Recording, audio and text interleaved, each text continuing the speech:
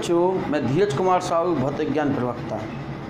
बच्चों, इससे पहले वाले भाग में हमने मानव नेत्र यानी एक प्रकाशक यंत्र, प्राकृतिक प्रकाशक यंत्र जाना था, जिसके हमने दोष जाने, उनके कारण जाने, उनके निवारण जाने। आइए आज हम आर्टिफिशियल प्रकाशक यंत्र समझते हैं। उस आर्टिफिशियल प्रकाशक यंत्र में हमारे पास दो प्रकाशक यंत्र हैं, एक सूक्ष्मदर्शी, दूरदर्शी। सूक्ष्मदर्शी क्या है, दूरदर्शी क्या है? सूक्ष्मदर्शी एक पढ़ा हुआ है, आपका 10th में सरल सूक्ष्मदर्शी पढ़ा था, लेकिन यहाँ पर हमारे पास सरल सूक्ष्मदर्शी ना होकर संयुक्त सूक्ष्मदर्शी है। तो बात आती है संयुक्त सूक्ष्मदर्शी से आप क्या समझते हैं, इसके द्वारा प्रतिबिंब कैसे बनाया जाता है, इसका समायोजन कीजिए प्रतिबिंब बनाने की क्रिया को, और रेखीय आवर्धन या आवर्धन क्षमता क्या होती है। पहले हम आवर्धन क्षमता के बारे में जान लें। मैग्नीफाइंग पावर, प्रतिबिंब द्वारा आंख पर बना दर्शन कोण तथा वस्तु द्वारा आंख पर बने दर्शन कोण के अनुपात को हम आवर्धन क्षमता कहते हैं। प्रतिबिंब द्वारा आंख पर बना दर्शन कोण तथा वस्तु द्वारा आंख पर बने दर्शन कोण के अनुपात को हम सूक्ष्मदर्शी की क्या कहते हैं, आवर्धन क्षमता कहते हैं, या प्रकाशक यंत्र की कौन सी क्षमता कहेंगे, आवर्धन क्षमता। चलिए जानते हैं सूक्ष्मदर्शी। तो अब हेडिंग है हमारे पास संयुक्त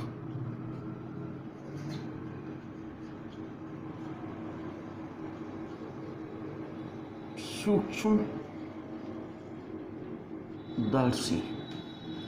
संयुक्त सूक्ष्मदर्शी, जिसको हम कंपाउंड माइक्रोस्कोप कहेंगे, कंपाउंड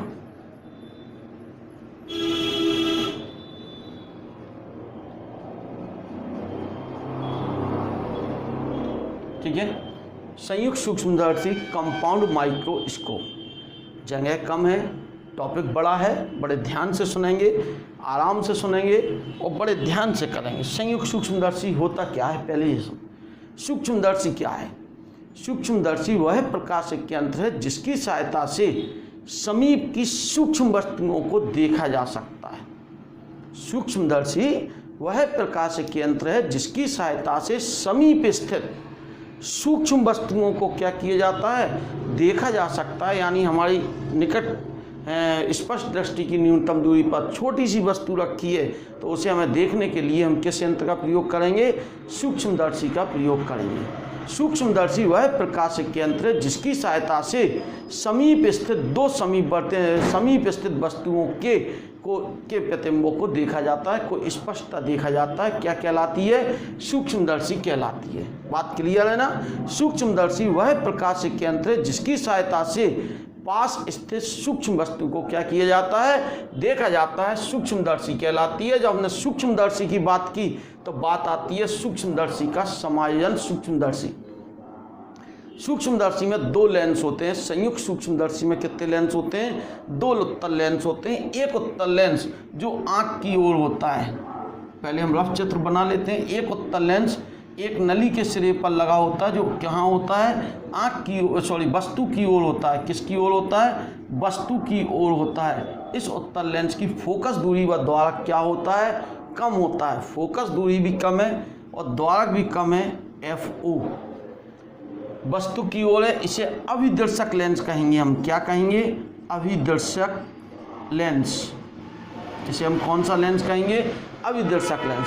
दूसरा लेंस जो आंख की ओर होगा, किसकी ओर होगा, आंख की ओर होगा, उसे अभिनेत्र लेंस कहेंगे। कौन सा लेंस कहेंगे, अभिनेत्र या नेत्र का लेंस, या नेत्र का लेंस कहेंगे।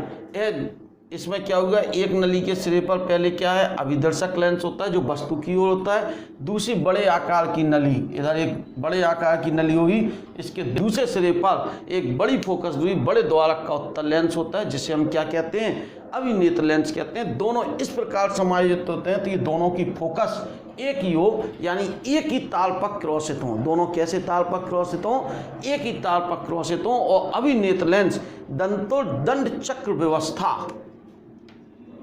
दंड चक्र व्यवस्था मीन्स, जो व्यवस्था आपने जानते हैं, दंतुल मीन्स दांत, दंड मीन्स छड़, चक्र माने पहिया। यानी एक पहिया एक छड़ पर कसा होगा, उस पर दांतें निकले होंगे। साइकिल की चेन जिस पर चढ़ी होती है वैसी ही व्यवस्था घड़ी में लगी होती हैं बहुत सारी इस तरह की, कि एक को घुमाने से दूसरा घूमता है। दंतोर दंड चक्र व्यवस्था द्वारा फंसाव लगा होता है, जिसकी सहायता से इस लेंस को आगे पीछे खिसकाया जा सकता है। ठीक है, कन्फर्म है। फिर से एक बार रिपीट कर दें, हमने सिंपल सी बात बताई। संयुक्त सूक्ष्मदर्शी एक ऐसा प्रकाशिकी यंत्र है जिसकी सहायता से पास स्थित सूक्ष्म वस्तुओं को क्या किया जाता है, देखा जाता है, सूक्ष्मदर्शी कहलाता है। सूक्ष्मदर्शी में कितने दो उत्तल लेंस होते हैं। एक उत्तल लेंस जो कम फोकस दूरी कम द्वारक का होता है वह वस्तु की ओर होता है। दूसरा उत्तल लेंस जो क्या होता है, अधिक फोकस दूरी अधिक द्वारक का होता है, वह आँख की ओर होता है। ठीक है, यह दोनों लेंस एक ही तार पर क्रॉसित होते हैं, अर्थात दोनों की मुख अक्ष क्या होती है, एक ही होती है, एक दूसरे के क्रॉसित, एक ही तार पर ये क्या है, क्रॉसित। अभिनेत्र लेंस पर कौन सी व्यवस्था द्वारा, दंड चक्र व्यवस्था द्वारा व्यवस्थित होता है, जिसकी सहायता से इसे आगे पीछे खिसकाया जा सकता है। चलिए आइए प्रतिबिंब बनाना सीखें अब हम। तो अगली बात है यहाँ पर कि सूक्ष्मदर्शी द्वारा प्रतिबिंब का बनना समायोजन। प्रतिबिंब कैसे बनेगा इसको समझा। सूक्ष्मदर्शी में हमने सिंपल सी बात बताई, कितने उत्तल लेंस बताए, दो उत्तल लेंस बताए। तो यहाँ पर एक उत्तल लेंस ये है कम फोकस दूरी और कम द्वारक का है।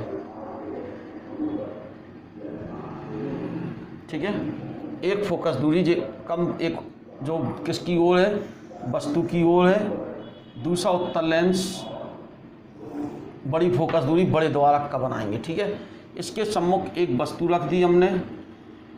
वस्तु का नाम क्या कहा हमने, ए बी।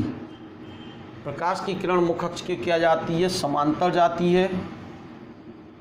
कहाँ से होकर जाती है, इसके फोकस से होकर जाएगी। ठीक है, दूसरी किरण कहाँ से जाएगी, प्रकाश केंद्र से, ओ है जी।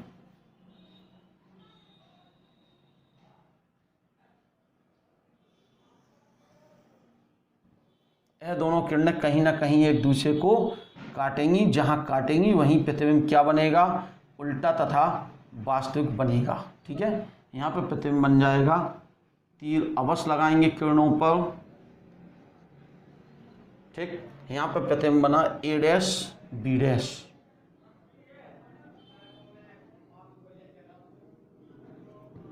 प्रतिबिंब बना ए डैश बी डैश।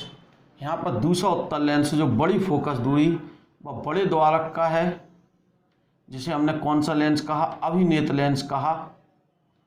ठीक है, इसके लिए, इस अभिनेत्र लेंस के लिए ए डैश बी डैश क्या का काम करेगा, वस्तु का कार्य करेगा। जब वस्तु का कार्य करेगा तो इसको आगे पीछे खिसकाएंगे, तब तक खिसकाएंगे जब तक कि हम ए डैश बी डैश का पुनः स्पष्ट प्रतिबिंब क्या ना कर लें, प्राप्त। एक किरण यह चली, कहाँ से होकर जाएगी, इसके फोकस से। बड़ा है तो इसकी फोकस दूरी ज़्यादा होगी, दूर को होगी कहीं। ठीक है, दूसरी किरण कहाँ से गई, प्रकाशिक केंद्र से।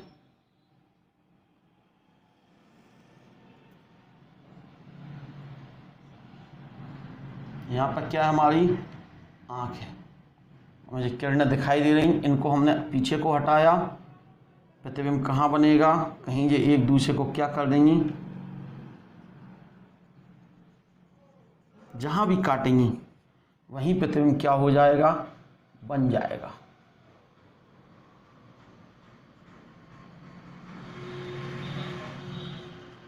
देख रहे हैं हमारे यहाँ पर काटा इन किरणों को, तो प्रतिबिंब बना A double dash B double dash.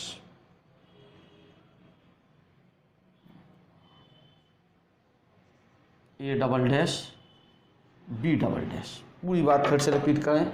सर्वप्रथम प्रतिबिंब का बनना, सर्वप्रथम अभिदर्शक लेंस को वस्तु की ओर सम्मुख कर देते हैं, जिससे वस्तु ए बी का प्रतिबिंब ए डैश बी डैश बन जाता है। ए डैश बी डैश अभिनेत्र लेंस के लिए काय का काम करेगा, आभासी वस्तु का कार्य करेगा। इस अभिनेत्र लेंस को कौन सी व्यवस्था द्वारा, दंतोर दंड चक्र व्यवस्था द्वारा आगे पीछे खिसकाकर ए डैश बी डैश का प्रतिबिंब A double dash B double dash प्राप्त कर लेते हैं, जो कि ए बी का उल्टा तथा वास्तविक होता है। ए बी का उल्टा और वास्तविक होता है, स्पष्ट होता है, आकार में बड़ा होता है। आकार में क्या होता है, बड़ा होता है।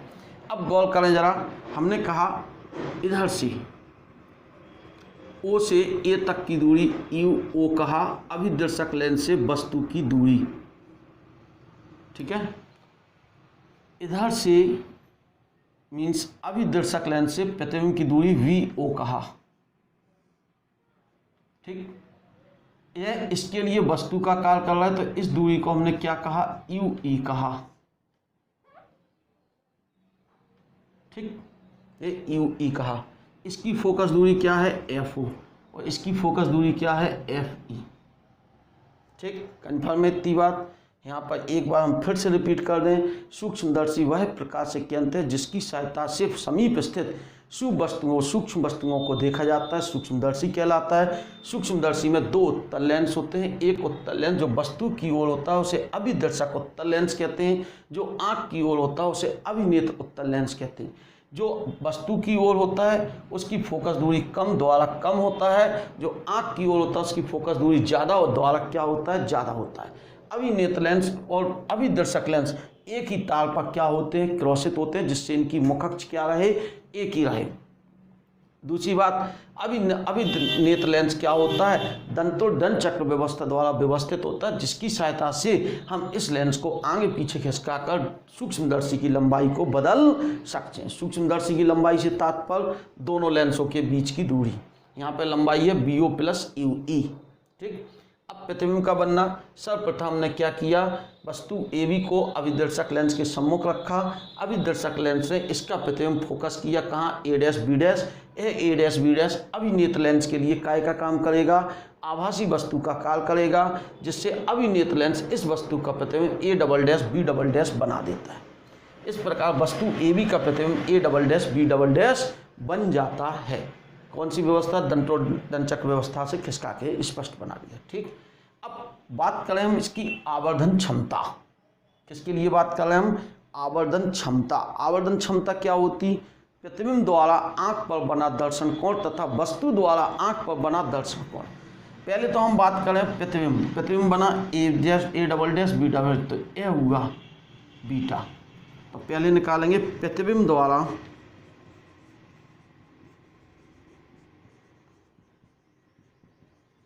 आंख पर बना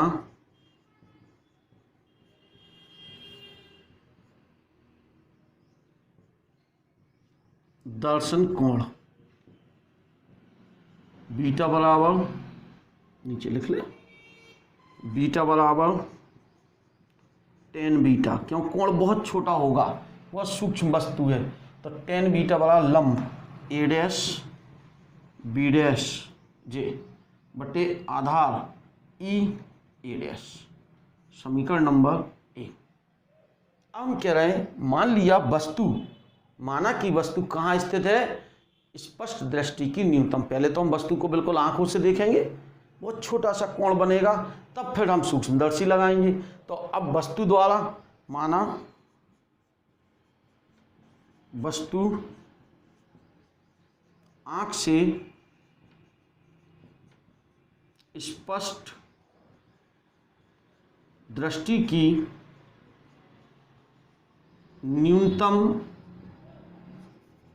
दूरी डी पर स्थित है, तब यानी वस्तु जे रखी हुई है, वस्तु का नाम ए बी है और हमारी आँख यहाँ पर है, इस दूरी को हमने क्या कहा, डी।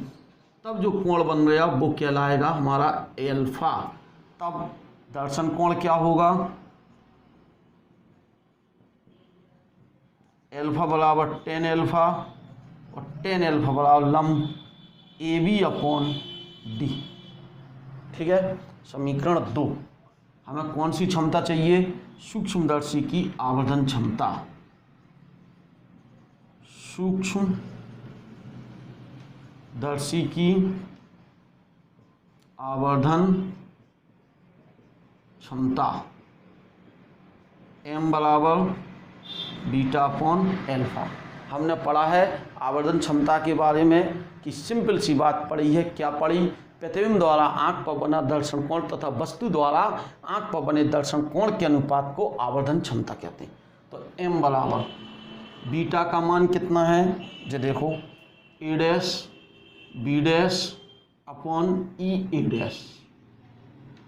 इसका मान कितना है, A B upon D. M बराबर क्या आ गया, एम बराबर A dash B dash upon A B into ई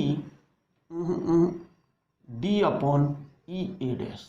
ठीक है, चिन्ह पर पाटी सहित सभी मान रखने पर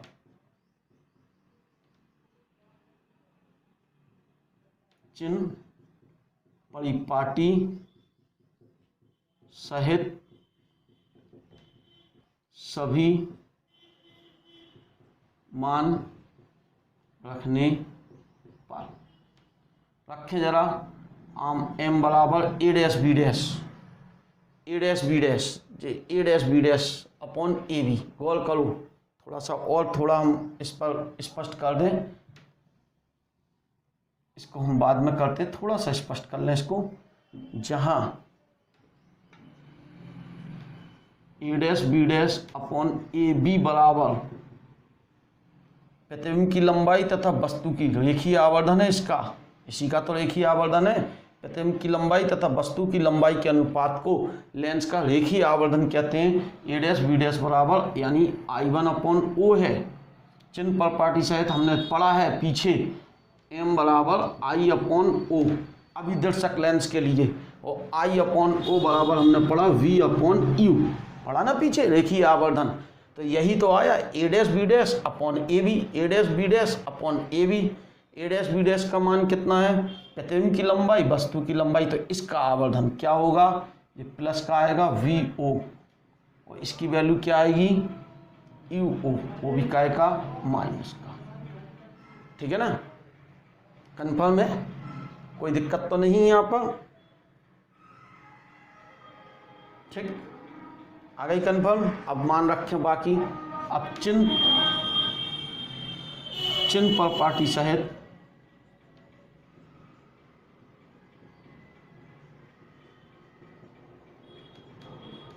सभी मान रखने पर रखें एम बराबर, इसकी जगह तो ये रख गया plus V O upon minus का यू ओ। डी क्या होगा, माइनस का, क्यों होगा, किरण इधर को जा रही, नापेंगे अब इधर से,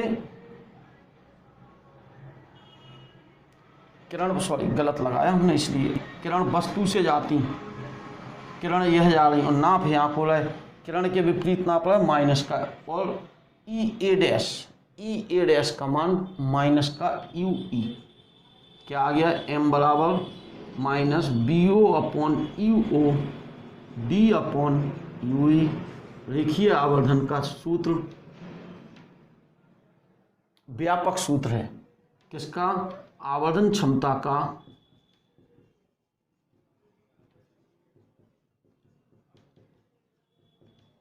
व्यापक सूत्र है। इस समय सूक्ष्मदर्शी की लंबाई क्या होगी,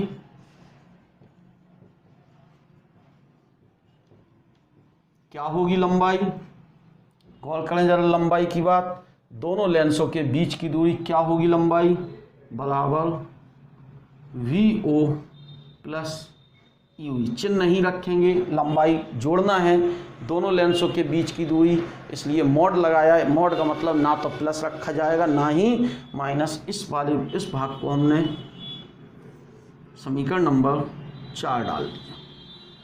ठीक है, अब हम यहाँ कुछ स्थितियाँ बना सकते हैं। हमने कहा है यह जो प्रतिबिंब है डी पर भी बन सकता है, यह प्रतिबिंब अनंत पर भी बन सकता है, यह प्रतिबिंब स्पष्ट दृष्टि की न्यूनतम दूरी पर भी बन सकता है और अनंत पर भी बन सकता है। तो हम 2 स्थितियां बनाने जा रहे हैं यहाँ पर, जब अंतिम प्रतिबिंब अनंत पर बने। जब पहली स्थिति में हम कह रहे हैं, जब अंतिम प्रतिबिंब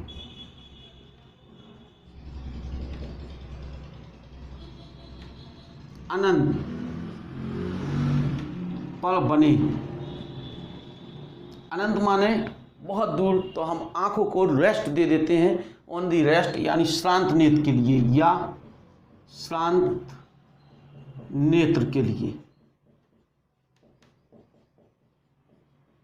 जब अनंत पर बने तो जरा हम गौर करें इसके लिए बात, अभिनेत्र लेंस के लिए।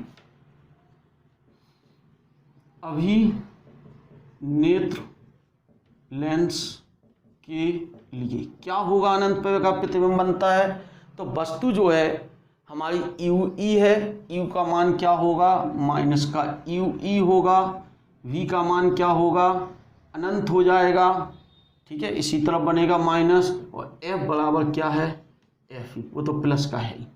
लेंस सूत्र क्या लगाएंगे हम, लेंस सूत्र लगाएं, लेंस सूत्र 1/f बराबर 1/v माइनस 1/u, तो 1/fe जो हो गया 1/∞ माइनस माइनस प्लस यू ई, तो एफ ई बराबर क्या आ गया यू ई, या यू ई बराबर क्या आ गया एफ ई, एक ही बात है। यह मान समीकरण 3 में रखने पर आवर्धन क्षमता, यह मान समीकरण 3 में रखने पर m बराबर क्या हो जाएगा B O upon U O D upon F E. इस समय लंबाई जो होगी वो अधिकतम होगी, कैसे लंबाई निकालेंगे एल मैक्स, क्या होगी एल मैक्स, क्यों अधिकतम होगी, ज़्यादा से ज़्यादा दूरी पर प्रतिबिंब बन रहा है तो अधिकतम दूरी पर जे रखा है, ठीक है। तो इस समय एल मैक्स कितनी होगी, वी ओ तो अपनी जगह ठीक है, प्लस जो क्या हो जाएगा यू ई की जगह एफ ई, यह अधिकतम लंबाई होगी। किस स्थिति के लिए बना, श्रांत नेत्र के लिए बना, यानी जब अंतिम प्रतिबिंब कहाँ पर बने अनंत पर बने। यदि अंतिम प्रतिबिंब डी पर बनता तो बी पार्ट आ रहा है इसका, जब अंतिम प्रतिबिंब स्पष्ट दृष्टि की न्यूनतम दूरी डी पर बने। अब प्रतिबिंब कहाँ बन गया, स्पष्ट दृष्टि की कौन सी दूरी न्यूनतम, तो अभिनेत्र लेंस के लिए वही सब बातें क्या होंगी,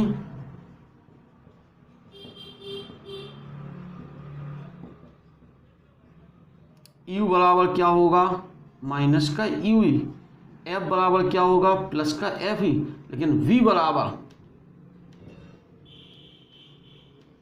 यू बराबर माइनस वी बराबर माइनस का डी, और एफ बराबर क्या होगा प्लस का एफ ई, यही होगा।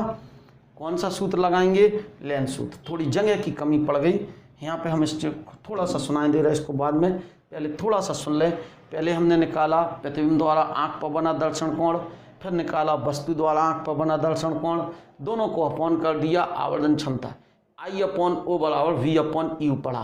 तो अभिदर्शक लेंस के लिए आई अपॉन ओ है, तो अभिदर्शक लेंस की बी ओ अपॉन यू, ये मान रख दो यहाँ पर आवर्धन। यह व्यापक सूत्र है, किसी भी स्थिति को हम क्या कर सकते हैं प्राप्त। लेकिन हम यहाँ दो स्थितियाँ कह रहे हैं, जब अंतिम प्रतिबिंब कहाँ पर बने अनंत पर बने, तब अनंत पर बनेगा तो एफ बराबर हो जाएगा एफ ई, यू ई बराबर एफ ई, तो जे सूत्र बनेगा, लंबाई अधिकतम होगी मैक्सिमम होगी। जब अंतिम प्रतिबिंब स्पष्ट दृष्टि की कहाँ बने न्यूनतम दूरी पर बने, जब अंतिम प्रतिबिंब स्पष्ट दृष्टि की कहाँ बने न्यूनतम दूरी पर बने, तो क्या होगा फार्मूला, उसके लिए हमने कहा अभिनेत्र लेंस के लिए। अब यहाँ देख लेंगे थोड़ा सा, तब लेंस सूत्र लगाओ, क्या बनेगा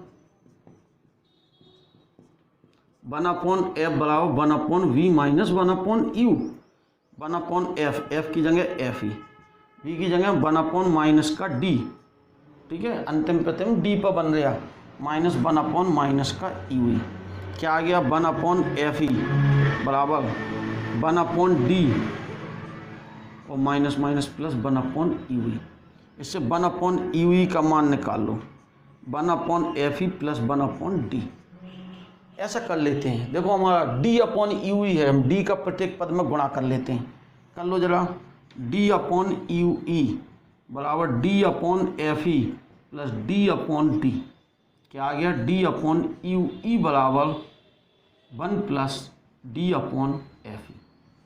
यह मान कहाँ रख दें, समीकरण 3 में रखने पर, यह मान समीकरण 3 में रखने पर रखें जरा, तब आवर्धन क्षमता क्या हो रही, m बराबर minus B O upon U O और d अपॉन यू ई की जगह ये मान रख दें 1 प्लस डी अपॉन एफ ई। आवर्धन क्षमता का सूत्र जब अंतिम प्रतिबिंब कहाँ पर बने, स्पष्ट दृष्टि की न्यूनतम दूरी पर बने, ठीक है। और लंबाई क्या होगी इस समय, सूक्ष्मदर्शी की लंबाई एल मिनिमम होगी, कम से कम होगी, वी ओ अपनी जगह है plus U E, V O plus U E का मान इस सूत्र से निकल आएगा, ध्यान से रखेंगे और हमें यहाँ लंबाई पता चले। थोड़ी बड़ी डेरिवेशन है, बड़े पार्ट में जगह में सॉल्व हो रही, इसलिए थोड़ा सा ध्यान देंगे। सबसे पहले हमने क्या निकाला था, beta A dash B dash upon E A dash, फिर क्या निकाला, इस आँख के सामने वस्तु को रख लिया तो डी अपॉन ए बी, दोनों को अपॉन कर दिया, आवर्धन क्षमता आ गई, ठीक है ना। ये आई अपॉन ओ बराबर वी अपॉन यू पड़ा, तो आई अपॉन ओ बराबर वी अपॉन यू, तो आई अपॉन ओ बराबर वी, इसको हमने मान सहित चिन्ह सहित रख दिया, इनके मान भी चिन्ह सहित रख दिए, सॉल्व कर दिया, आवर्धन क्षमता आ गई, लंबाई तो दोनों लेंसों के बीच की दूरी हो गई। अब प्रतिबिंब दो स्थितियों में ले रहे हैं, या तो अंतिम प्रतिबिंब डी पर बनेगा या अनंत पर बनेगा।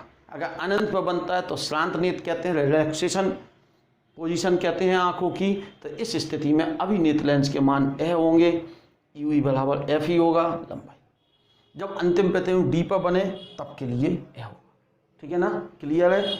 बिल्कुल ऐसा ही अगला टॉपिक है दूरदर्शी, जिसके बारे में नेक्स्ट पार्ट में हम जाएंगे, ठीक है। इसके नोट्स डाउनलोड करें, तैयार करें, तब तक के लिए नमस्ते, ओके, थैंक यू।